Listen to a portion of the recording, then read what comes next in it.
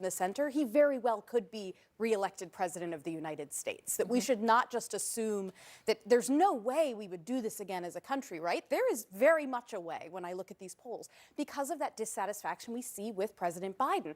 And so I think the more interesting question is, when I look at these polls, they actually remind me a little bit if you look at the favorables in 1992. Americans going, I don't know about this Bill Clinton guy. I'm not really sure about George H.W. Bush. What about a third party? I don't think that's likely, but Americans are not loving what they think of as this rematch of the lesser of two evils. Which is a fascinating question mark to hit pause on our panel with. Thank you all so much. And let's send it back to you, Wolf.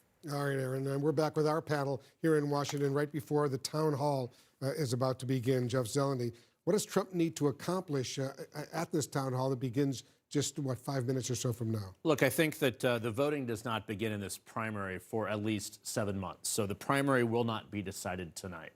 But he does need to remind New Hampshire voters who are very important that he's presidential and he has a command over things. We are not going to see a different Donald Trump. At 76 years old, been president once, lived a long life. He cannot turn a new leaf, but he can sort of change how he's running this campaign. So I do think that it'll be interesting to see how much he uses this as an opportunity to try and reach out and expand his base, because Republicans want to see a winner. So do we see a slightly new and improved version of him or an older version? That's what we will see. But we should remember, this is the beginning of the Republican primary. It's not the end. A lot of Republicans want him to strike, Jonah, a more balanced tone. Is he capable of that? Yeah, a lot of professional Republicans would like him to strike a more balanced tone. His super fans want him to be Donald Trump.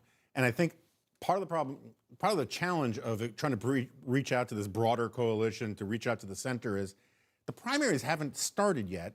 And if one of the things that he's rumored to believe is that abortion is a loser for Republicans, if he starts talking about how abortion is not a priority, all that kind of stuff, it could cost him severely among parts of the coalition that just do not want to hear that. Yeah, important point. Jamie, what are the most important points you're going to be looking for? I'm curious to see whether their discipline is not his strong suit. Does he get triggered by some of this? I'm also curious, sort of from the special counsel's point of view.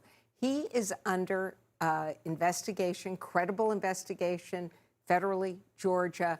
He's going to, I assume, be asked about those, and those lawyers, those prosecutors are going to be listening, so I'm curious how he handles that. I assume, Laurie, you're going to be listening closely to how he responds to the legal challenges he's now facing. Or if he chooses not to respond and tries to punt and says something like, well, my lawyers tell me I can't talk about this, which frankly would not be satisfactory given the breadth of legal challenges against him.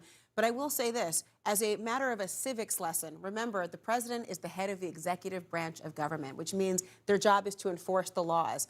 He has to address the fact that he has a number of legal claims that are either pending, indicted, or perhaps forthcoming.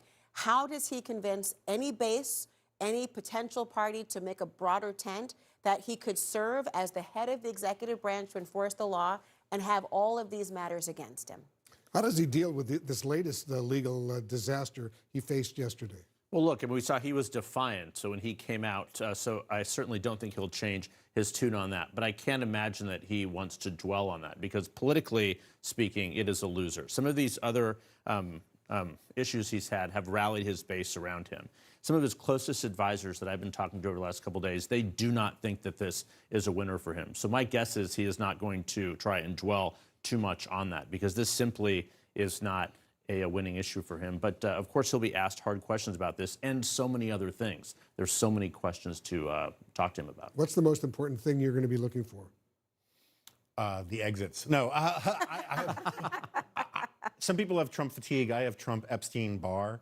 The prospect of doing another 4 years of this really just, I'm looking for a way out, is what I'm looking for. And you hear that from voters a lot, the exhaustion out there about this, so and sort of sick of the drama of him. So we'll see how much he brings to that. You sick of the drama? I'm not even going to go there. I am curious about two other things. How much does he try to hit Biden? How much does he try to hit other Republicans like DeSantis? And I'm also curious, words have consequences. We saw that on January 6th. I'm very curious to see whether, and I use the word measured in the broadest sense, but whether he is sort of stays away from that kind of language. An important night here in the United States. We're watching it very, very closely. And to our viewers, thanks very much for joining us. CNN's Republican Presidential Town Hall with Donald Trump starts right now.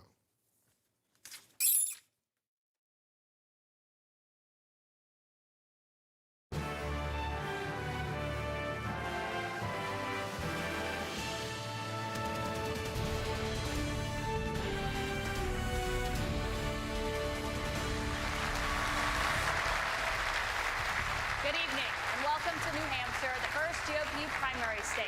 We're live here at St. Anne's Own College for CNN's Town Hall with former President Donald Trump. I'm Caitlin Collins. Tonight, President Trump is here as he embarks on a campaign unlike any other in the history of U.S. presidential elections. He's the first former president in more than a century to seek a return to the White House, and he is currently leading the Republican field while also facing multiple criminal investigations and an indictment. Just yesterday, he was found liable for sexual abuse and defamation. No questions are off the table, and we agreed to no conditions. We're here to get voters the answers that they deserve. Our audience is made up of Republicans and undeclared voters who plan to take part in New Hampshire's Republican primary. They'll get the chance to question the former president directly. These voters and the issues that they care about the most will help decide if former President Trump will get a second chance to take on President Joe Biden. Please welcome the frontrunner for the Republican nomination, former President Donald Trump.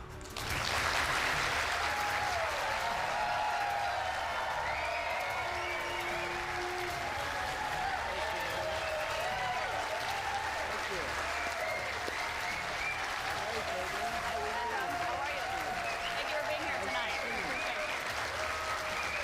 We got quite a crowd. President Trump, thank you for your time here tonight. We got a great crowd here in New Hampshire, a lot of voters with a lot of questions about what your 2024 term would look like, what another Trump term would look like. We'll get to the voters shortly, but your polls show that you are dominating the Republican race right now, but you are also under active federal investigation for trying to overturn the 2020 election results. Your first term ended with a deadly riot at the Capitol, and you still have not publicly acknowledged the 2020 election results. Why should Americans put you back in the White House? Because we did fantastically. We got 12 million more votes than we had in, as you know, in 2016. I actually say we did far better in that election. Got the most that anybody's ever gotten as a sitting president of the United States. I think that when you look at that result and when you look at what happened during that election, unless you're a very stupid person, you see what happens. A lot of the people in this audience, and maybe a couple that don't, but most people understand what happened. That was a rigged election, and it's a shame that we had to go through it. It's very bad for our country. All over the world, they looked at it, and they saw exactly what everyone else saw. You look, even if you just look recently with the 51 intelligence agents, that made a 16-point difference. If you look at the FBI, if you look at the FBI and Twitter, they call it Twitter files, made a big difference. If you look at Mr. President, back to what you just said there, though, it was not a rigged election. It was not a stolen election. You and your supporters lost more than 60 court cases on the election. It's been nearly 2.5 years. Can you publicly acknowledge that you did lose the 2020 election? Let me just go on. If you look at True the Vote, they found millions of votes on camera, on government cameras, where they were stuffing ballot boxes. So with all of that, I think it's a shame that what happened. I think it's a very sad thing for our country. I think it's a very sad thing, frankly, for the world, because if you look at what's gone to our country has gone to hell. Our borders are bad. Our military has been bad. You look at the taxes, you look at inflation, what's happened to inflation. It's just destroying our country.